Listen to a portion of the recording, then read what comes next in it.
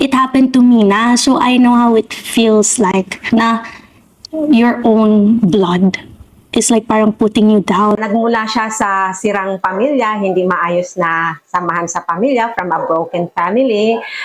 Kaya gusto niyang i-impose na kung ano yung ginawa niya sa sarili niya, sa pamilya niya at sa sarili niya, dapat ganon din si Kaloy. Siyempre nasasaktan po ako kasi it happened to me na, so I know how it feels like your own blood is like parang putting you down, na hindi naniniwala sa'yo, ganyan-ganyan na, yeah, family first, pero family first should be the first ones also na sinusuportahan ka, pinoprotektahan ka. So why is it the opposite? Sila yung nangunang mag-down sa'yo, sila yung una na hindi naniwala sa'yo, so why is that? And, or hindi po nagtutugma yung family first dapat. So family first should be the first ones to love you and support you unconditionally.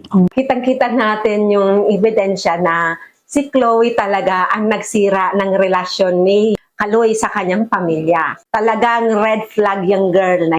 Red flag, medyo asar lang talaga ako dito kay Chloe. I know na lahat ng magulang na nasa tamang pag-iisip ha, nasa tamang emotion at tamang background, hindi magugustuhan ang ganitong klaseng pag-uugali ni Chloe. Kasi nga rebelde at matigas ang ulo at kinakalaban at walang respeto sa magulang niya at sa magulang ng boyfriend niya. Diba? Red flag. Huwag niyang idadamay pa si Lord na binibless siya sa ugali niyang gano'n. Bigay po talaga siya sa akin ng security na even after lahat ng pinagdaanan ko po, he still sees me as Chloe na buo. So nung dumating siya, nagbigay po talaga siya ng security sa buong pagkatao ko po.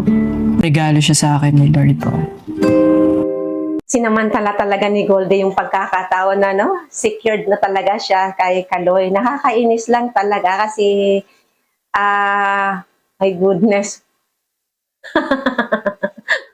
Buti na lang mababait ang mga anak ko, ano. Buti na lang hindi sila gano'n ka-disrespectful sa akin.